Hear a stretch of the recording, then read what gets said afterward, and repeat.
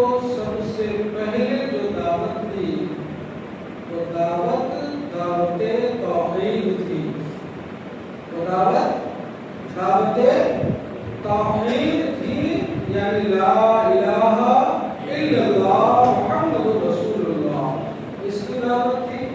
نہیں ہے کوئی معبود عبادت مگر اللہ، یعنی الہ ایک ہے، عبادت کے لائق اس ذات باری تعالیٰ کے علاوہ کوئی اور نہیں ہے. اور محمد صلی اللہ علیہ وسلم اس کے نبی اور پیغمبر ہے. قرآن میں فرماتا ہے فَاعْلَمْ أَنَّهُ لَا إِلَهَ إِلَّا اللَّهُ. تو جان لو کہ اللہ کے سوا کسی کی بندگی نہیں، اللہ کے سوا کسی کی عبادت نہیں، اللہ کے سوا کسی کو سجدہ جائز نہیں، اللہ کے سوا کسی کی پرستش جائز نہیں. اور رب فرماتا ہے وَاسْتَغْفِرْ لِذَنبِكَ. اور اے محبوب اپنے خاصوں وَلِلْمُؤْمِنِينَ وَالْمُؤْمِنَاتِ اور عام مسلمان مردوں اور عورتوں کے گناہوں کی معافی مانگو. یعنی اللہ نے اپنے محبوب سے یہ فرما دیا کہ اے محبوب صلی اللہ علیہ وسلم آپ اپنے گنہگار امت کے گناہوں کی مغفرت طلب کریں. کیوں؟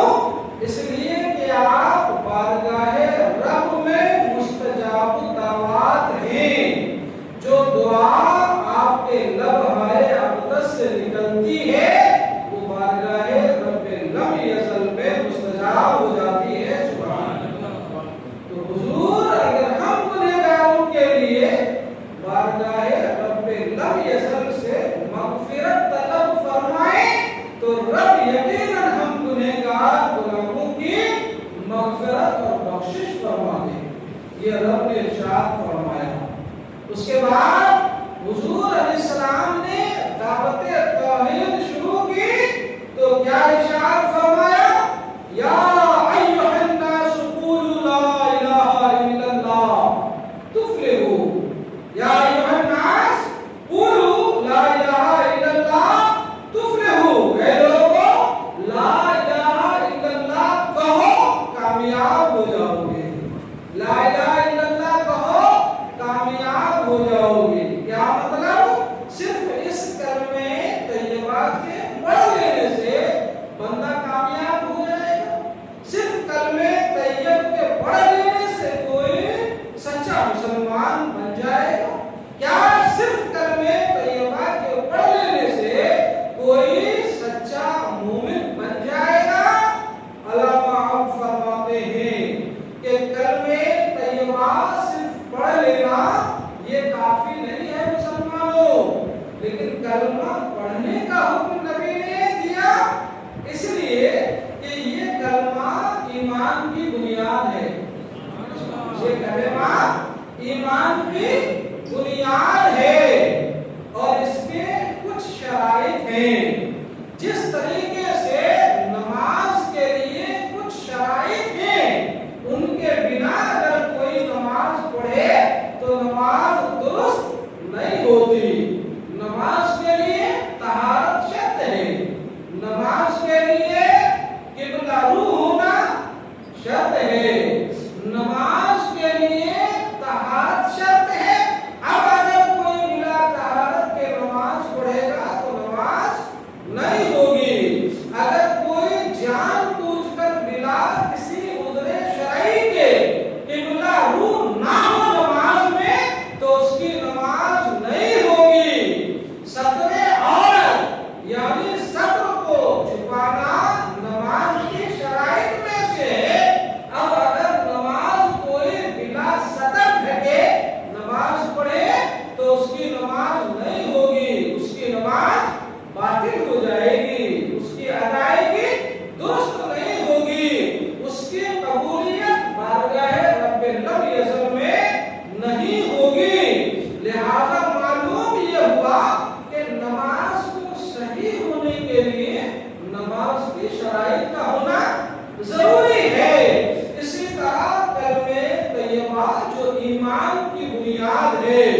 توحید کی بنیاد ہے، وحدت الوجود کے پیغام کی بنیاد ہے، رب ذوالجلال والاکرام کی وحدانیت کی دعوت کی بنیاد ہے۔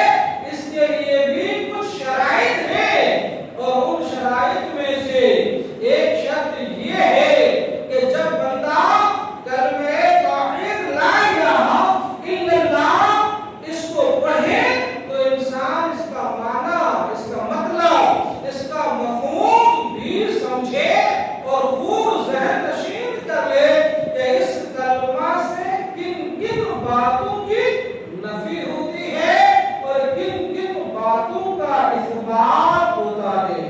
یعنی یہ کلمہ طیبہ پڑھ لیا تو اب کن باتوں کے قریب نہیں جانا ہے، اور یہ کلمہ طیبہ پڑھ لیا تو کن باتوں کو کرنا مسلمان پر لازم اور ضروری ہو جاتا ہے۔ اب بندہ کلمہ طیب پڑھ لیا، مسلمان ہو گیا، جب مسلمان ہو گیا، بالغ ہے، تو نماز پڑھنا ہوگا اور نماز کی فرضیت کو ماننا ہوگا۔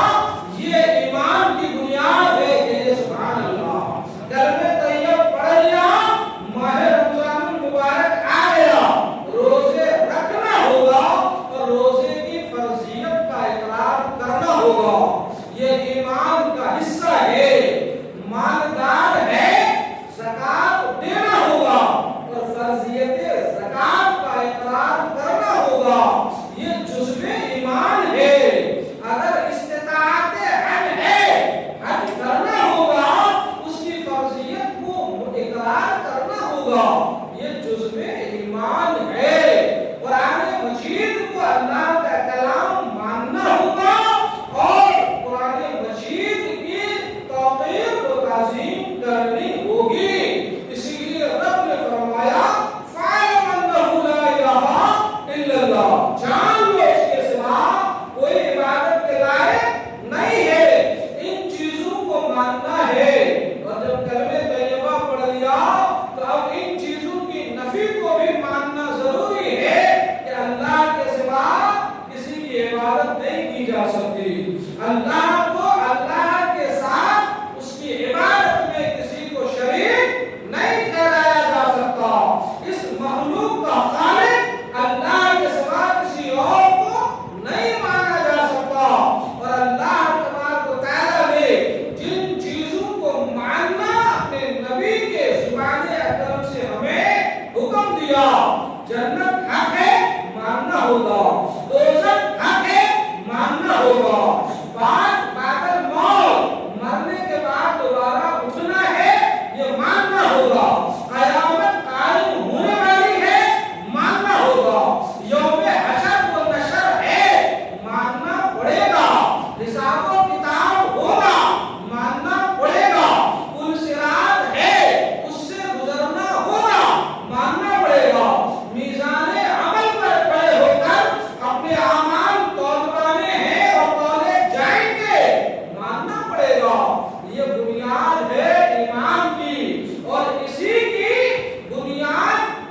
کی بنیاد کا پیغام دیا کلمہ طیب پڑھیے سب ایک بار، لا الہ الا اللہ محمد رسول اللہ صلی اللہ تعالی علیہ وسلم۔ یہ ہے بنیاد ایمان کی، اور میرے مصطفیٰ نے جب اعلان نبوت فرمایا تو پہاڑ کی چوٹی پر کھڑے ہو کر سارے اہل مکہ کو بلا کر سب سے پہلے جو دعوت دی تھی وہ دعوت یہی تھی کلمہ طیب، جو کہ توحید کی بنیاد ہے، لا الہ الا اللہ محمد رسول اللہ۔ قرآن مجید میں دوسری جگہ اللہ نے ارشاد فرما دیا الا من شہید بالحق وهم یعلمون، مگر وہ جو حق کا اقرار کرے اور انہیں علم بھی ہو۔ یعنی لا الہ الا اللہ کا زبان سے آپ نے اقرار بھی کرنا ہے اور دل سے اس کی تصدیق بھی کرنی ہے۔ صحیح بخاری شریف میں حضرت عثمان غنی رضی اللہ تعالی عنہ سے حدیث پاک مروی ہے، آپ بیان کرتے ہیں کہ حضور نبی کریم صلی اللہ علیہ وسلم نے ارشاد فرمایا جو شخص اس حالت میں مرا کہ اسے لا الہ الا اللہ کا علم ہو تو وہ جنت میں داخل ہوگا. سبحان اللہ. اسے لا الہ الا اللہ کا علم ہو، یعنی لا الہ الا اللہ کے علم ہونے کا مطلب وہ سارا کچھ ہے جو میں نے ابھی آپ کو بتایا کہ جن چیزوں کا انکار کرنا ہے اسے انکار کرنا ہے، اور جن چیزوں کا اقرار کرنا ہے اس کا اقرار کرنا ہے، تصدیق کرنی ہے اور اس کے مطابق عمل بھی کرنا ہے. لا الہ الا اللہ محمد رسول اللہ یہ دین کی بنیاد ہے، یہ عقیدے کی بنیاد ہے، یہ توحید کی بنیاد ہے، یہ اسلام کی بنیاد ہے. لیکن فرماتا ہے کہ آخرت میں اچھی جزا پانے کے لیے صرف عقیدہ کافی نہیں ہے، ایمان ضروری نہیں ہے، ایمان کے ساتھ عمل کرنا بھی ضروری ہے.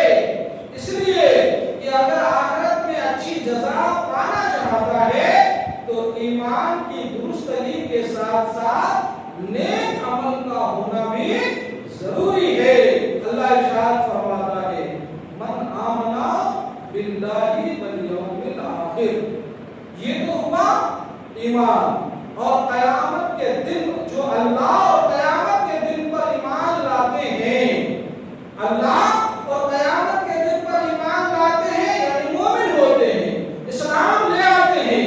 جب مومن ہو گیا، مسلمان ہو گیا تو اب رب نے فرمایا وَأَقَامَ الصَّلَاةَ اور نماز قائم کرتے ہیں، وَآتَى الزَّكَاةَ اور زکات دیتے ہیں، وَلَمْ يَخْشَ إِلَّا اللَّهَ اور اللہ کے سوا کسی سے نہیں ڈرتے، فَعَسَىٰ أُولَٰئِكَ أَن يَكُونُوا مِنَ الْمُهْتَدِينَ. تو فرماتا ہے رب کے قریب یہ لوگ ہدایت والوں میں سے ہوں گے. سبحان اللہ.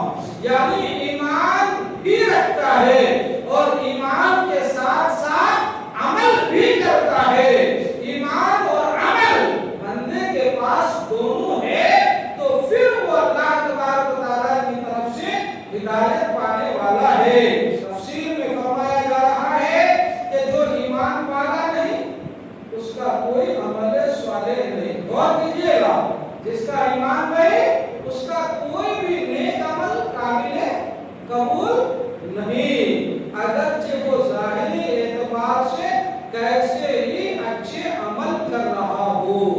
اور جو صحیح ایمان لانے کے بعد نیک عمل نہیں کر رہا ہے وہ اپنے آپ کو خطرے پر پیش کر رہا ہے. مسلمان ہے نماز نہیں پڑھ رہا، مسلمان ہے روزہ نہیں رکھ رہا، مسلمان ہے زکات نہیں دے رہا، مسلمان ہے حج نہیں کر رہا ہے، مسلمان ہے اور جو ہے جماعت کی پابندی نہیں کر رہا ہے، وہ اپنے آپ کو خطرے پر پیش کر رہا ہے. کیوں؟ اس لیے کہ برے اعمال اللہ تعالیٰ کی ناراضگی کا سبب ہے، اور جس سے اللہ تعالیٰ ناراض ہو گیا اور اس پر اللہ تعالیٰ نے رحم نہ کیا تو اسے اس کے برے اعمال کے حساب سے ایک عرصے تک جہنم میں داخل کر دیا جائے گا. انسان مسلمان ہو، کلمہ پڑھے اور کلمہ پڑھنے کے باوجود نماز نہ پڑھے اور اس دنیا اور دھرتی پر سانسیں لے رہا ہو اور وقت پر نماز کی ادائیگی نہ کرے، اس کی زندگی سے زیادہ قابل افسوس زندگی اور کسی انسان کی ہو نہیں سکتی. ایمان کی جو بنیاد کلمہ طیب لا الہ الا اللہ محمد رسول اللہ ہے، اس کی بڑی فضیلت بھی ہے. اور بڑی فضیلت کیوں نہ ہو کہ ایمان کی جڑ یہی ہے، تو اس کا کمال کیوں نہ ہو. ایک بڑی کتاب عربی کی اور ایک بڑا نام علامہ ابن جوزی کا، آپ اس کتاب میں لکھتے ہیں مچل جائیں گے تاکہ روزانہ آپ بڑی شدت سے محبت سے کلمہ طیبہ لا الہ الا اللہ محمد رسول اللہ کا ورد کرتے رہیں. سبحان اللہ. اور کچھ عام چیزیں میں آپ کو بتاؤں جو آپ کی زندگی میں کام آنے والی چیزیں ہوں گی. فرماتے ہیں وقال بعض الصالحین کان رجل یصلی فی الصلاۃ. حضرت علامہ ابن جوزی لکھتے ہیں जो जंगल में नमाज पढ़ता था। कहाँ नमाज पढ़ता था? जंगल में नमाज पढ़ता था। उसने नमाज पढ़ने की एक जगह तय कर रखी थी और मेहराब के पास उसने 7 पत्थरों को रखा था। कितने? 7 पत्थरों को जमा कर रखा था। जब जब वो नमाज पढ़ता और नमाज से फारिग होता, कहते वो कहाँ आएगा? फारिग मिन सलातिही लिल अहजार। जब वो नमाज से फारिग होता तो उन पत्थरों से कहता, नमाज से जब भी फारिग होता तो वो 7 पत्थर जो जमा रखा था उन पत्थरों से कहता, या अहजार, ए पत्थर, तू गवाह हो जा कि मैं गवाही देता हूँ, यानी तू गवाह हो जा, अशहदु अन्नी, अशहदु अन ला इलाहा इल्लल्लाह व अशहदु अन्ना मुहम्मदन रसूलुल्लाह। ए पत्थर, तू गवाह हो जा, मैं गवाही देता हूँ कि नहीं है कोई माबूद मगर अल्लाह, और मैं गवाही देता हूँ कि मोहम्मद अल्लाह के रसूल है। सुभान अल्लाह। पूरी जिंदगी ये उसकी आदत करीमा थी। अब वही बुजुर्ग फरमाते हैं, फलम्मा मादा रअयतुहु फिल मनाम, जब उस इंसान का, उस नमाजी सहराई नमाजी का इंतकाल हुआ तो मैंने उसे ख्वाब में देखा। फसअलतुहु अन हालिही, मैंने उसके बारे में पूछा, तुम्हारा क्या हाल हुआ, मरने के बाद तुम्हारी कैफियत क्या हुई? तो उसने कहा कि मरने के बाद तो ये हुआ, अमर भी इलन्नार, अल्लाह ने मुझे जहन्नम में डालने का हुक्म फरमाया। अल्लाह ने यह हुक्म शामिल कर दिया, फरिश्तों इसे पकड़ो और जहन्नम में ले जाकर डालो। हुक्म रब्बानी की बुनियाद पर फरिश्ते ने मुझे पकड़ा, घसीटते हुए जहन्नम के दरवाजे पर ले गया। जब जहन्नम के दरवाजे पर ले गया ना तो वहां एक पत्थर जहन्नम के दरवाजे पर हिजाब बनकर खड़ा था। सुभान अल्लाह। जब वो पत्थर हिजाब बनकर दरवाजा बंद करके खड़ा था तो फरिश्ते वहां से घसीटकर दूसरे दरवाजे पर ले गए। वहां गया तो देखा कि वहां एक पत्थर से जहन्नम का दरवाजा बंद है। इसी तरह 7 दरवाजों पर ले गया और 7 दरवाजे बंद थे पत्थरों से। जहन्नम के 7 दरवाजे बंद थे। अल्लाहु अकबर। फरिश्ते ने रब से अर्ज किया, मौला जहन्नम के सारे दरवाजे एक-एक पत्थर से बंद हैं और ये पत्थर इस इंसान की तरफ से इसके ईमान की गवाही दे रहा है कि हम सब इस बात पर गवाह हैं, परवरदिगार आलम के इसने दुनिया में तेरी वहदानियत की गवाही दी थी। सुभान अल्लाह। रब की तरफ से आकर पास होता हुक्म होता है, ये पत्थर सच कह रहे हैं और ये पत्थर इसके ईमान के गवाह हैं। जब इन पत्थरों ने इसके ईमान की गवाही दे दी तो मैंने इसके गुनाहों की मग़फ़िरत फरमा दी, ले जाओ इसे जन्नत में डाल दे। सुभान अल्लाह। जन्नत में डाल दे। अल्लाह फरमाते हैं, बुजुर्गाने दीन पे फरमाते हैं, लोगों जब बारिश का मौसम आए, अपने घर की दहलीज पर बैठे हो, सहन पर बैठे हो, छत पर बैठे हो, मस्जिद के सहन पे खड़े हो, मूसलाधार बारिश हो रही है, इन बरसते बारिश के कतरों को गवाह बनाकर कहो, ए आसमान से बारिश के पाकीज़ा उतरने वाले कतरे, तुम गवाह रहो कि मैं गवाही देता हूँ, अशहदु अल्ला इलाहा इल्लल्लाह व अशहदु अन्ना मुहम्मदन रसूलुल्लाह। मैं गवाही देता हूँ कि अल्लाह के सिवा कोई माबूद नहीं और मोहम्मद अल्लाह के रसूल है। कसम खुदा की, क़यामत के दिन तुम्हारे ईमान की गवाही ये बारिश के कतरे देते हुए नजर आएंगे। सुभान अल्लाह। दरख्तों से गुजर रहे हो, दरख्तों को गवाह बनाकर कहो, अशहदु अल्ला इलाहा इल्लल्लाह व अशहदु अन्ना मुहम्मदन रसूलुल्लाह। इंशाअल्लाह ये तुम्हारे ईमान पर गवाह होंगे और जब तुम्हारे ईमान पर गवाह होंगे तो रब्बे कायनात तुम्हारी मग़फ़िरत फरमा देगा। अरे यूसुफ अलैहिस्सलाम मिस्र के बादशाह बन गए और जब मिस्र के बादशाह बने तो वहां के खजाने उनके हाथ में आ गए। उन खजानों के جب آپ خزانوں کے خزانچی ہوئے تو ایک فقیر مرد آپ کے پاس آیا اور آ کر کہنے لگا اے یوسف علیہ السلام اللہ تعالیٰ نے جو خزانے آپ کو عطا فرمایا ہے اس میں سے کچھ مجھے عطا کیجیے۔ اے سبحان اللہ، آپ کو اللہ نے جو خزانے دیے ہیں ان میں سے کچھ مجھے بھی دیجیے۔ حضرت یوسف علیہ السلام نے گندم یعنی گیہوں کا ایک سا، ہمارے زمانے کے 4 کلو ایک سا دینے کا حکم فرمایا کہ ان کو ایک سا گیہوں دیا جائے۔ اس نے کہا بس ایک سا، کچھ بڑھا دیجیے۔ تو حضرت یوسف علیہ السلام نے فرمایا اس کو 2 سا گیہوں دیا جائے، یعنی 8 کلو گیہوں دیا جائے۔ اس فقیر نے کہا کچھ اور بڑھا دیجیے۔ تو حضرت یوسف علیہ السلام نے فرمایا تم دیکھتے نہیں ہو کہ لوگوں پر کس طرح قحط سالی آئی ہوئی ہے اور گندم کے لوگوں کو کس طرح ضرورت ہے، یہ تمہاری ضرورت کو کافی ہے۔ تو اس انسان نے پلٹ کر جواب دیا۔ کیا جواب دیا؟ جواب یہ دیا اے یوسف علیہ السلام آپ نے مجھے پہچانا نہیں۔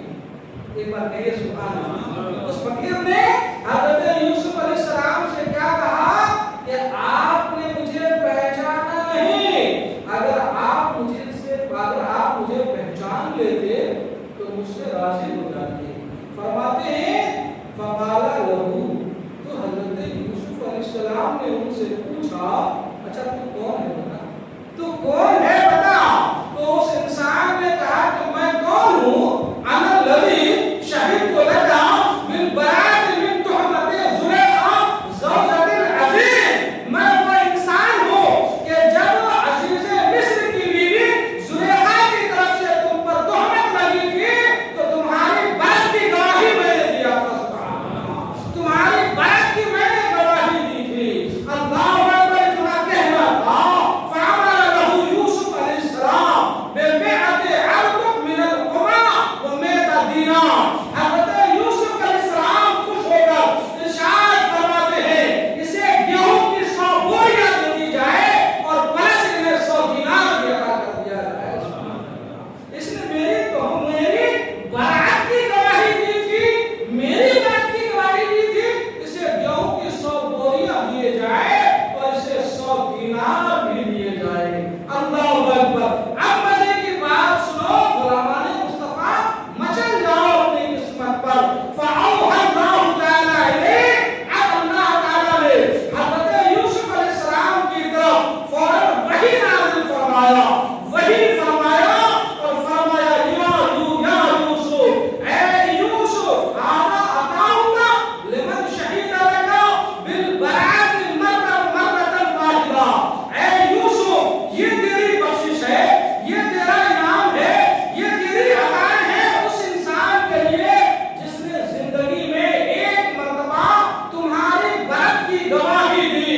اب ذرا سوچو فکیف من شہد لیلی باللیل والنہار والصباح والمساء بالوحدانیہ ولنبی محمد صلی اللہ تعالی علیہ وسلم بالرسالہ۔ ان عبارتوں کا لطف ہے اس نے پڑھ کر سنا دیا۔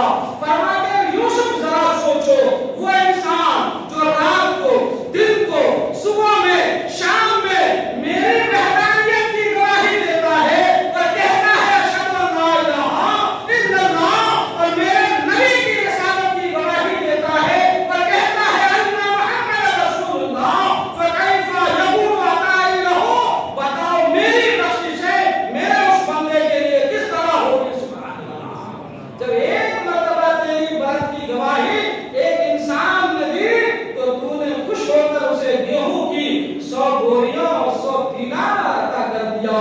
میرا جو بندہ رات اور دن میری گواہی دے رہا ہے اور میرے نبی کی رسالت کی گواہی دے رہا، سوچو میں اسے کتنا عطا کروں گا، کتنا عطا کروں گا۔ اور رب کی عطا اپنے بندوں کے لیے یہ ہوگی کہ رب خوش ہو کر راضی ہو کر اپنے بندوں کے سارے گناہوں کی مغفرت فرما کر بدلے میں اسے جنت عطا فرما دے گا۔ سبحان اللہ۔ تو پڑھیے ایک دفعہ اشہد اللہ